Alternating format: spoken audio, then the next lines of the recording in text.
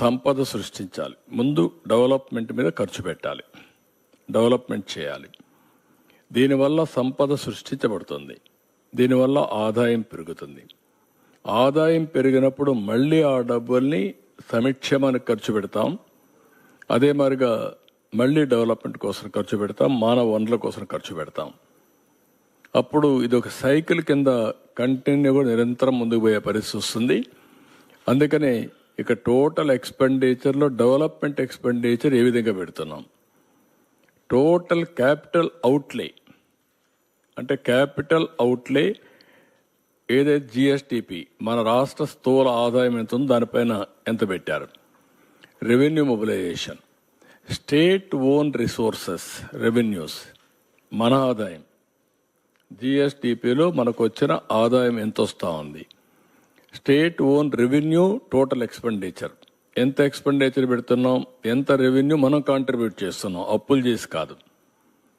Fiscal prudence, gross financial deficit జిఎస్టిపికి, revenue deficit జిఎస్టిపికి, debt index, interest payment revenue receipts, ఎంత ఆదాయం వస్తూ ఉంది దానికి ఎంత ఇంట్రెస్ట్ పే చేస్తున్నాం, అవుట్ స్టాండింగ్ లయబిలిటీస్ ఎంత అప్పు ఉంది, ఎంత జిఎస్టిపి ఉంది, ఇవన్నీ కూడా చేసి డెట్ సస్టైనబిలిటీ, అప్పు చేయడమే కాకుండా అప్పు తిరిగి పే చేసే శక్తి మనకుందా లేదా, అవి చూసిన తర్వాత growth rate of interest repayments కూడా పేమెంట్స్ ఉన్నాయి.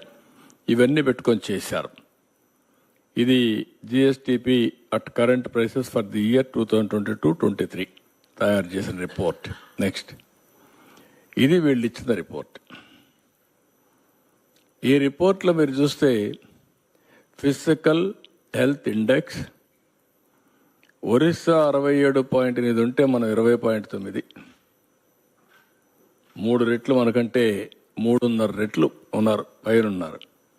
Then Chhattisgarh, then Goa, Jharkhand, Gujarat, Maharashtra, Uttar Pradesh, Telangana, Madhya Pradesh, Karnataka, Tamil Nadu, Rajasthan, Bihar, Haryana, Kerala, west Bengal, Andhra Pradesh. మన కింద ఒక్క పంజాబే ఉంది.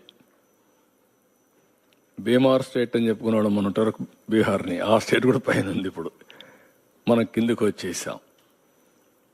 అంటే ఇప్పుడు ఇక్కడ చూస్తే డెట్ సస్టైనబిలిటీ 0, అప్పు తీసుకొని రీపే చేసే శక్తి లేదు. అందుకే ఎవరన్నా డబ్బులు ఇవ్వాలని ఇచ్చే పరిస్థితులు లేరు మనకు. అందుకే ఎఫ్ఆర్బిఎం కూడా లేదు. అంటే ఇంత దారుణంగా చేసి మళ్ళా ఫర్దర్గా ఇది 2022-23 అయితే మళ్ళీ అప్పులు చేసేసారు. అందుకే ఎంఆర్ఓ ఆఫీసులు కూడా తాకట్టు పెట్టారు. ఎంఆర్ఓ ఆఫీసులు లేదంటే గవర్నమెంట్వి లిక్కర్ తాకట్టు పెట్టడం, ఎక్కడ దొరికితే అక్కడ తాకట్లు పెట్టి ఇష్టానుసారంగా చేసేసారు. ఇది క్లియర్గా నేను చెప్పింది కాదు, ఇది నీతి ఆయోగ్ చేసిన ఎక్సర్సైజ్, ఒక రాష్ట్రాని కోసం చేసిన పని కాదు. దేశ ఆర్థిక పరిస్థితిని అధ్యయనం చేసి రాబోయే రోజుల్లో దీన్ని ఏ విధంగా ముందుకు తీసుకుపోవాలో ఒక సజెస్టివ్గా అడ్వైజరీ బాడీ అయినటువంటి నీతి ఆయోగ్ తయారు చేసిన రిపోర్ట్ ఇది.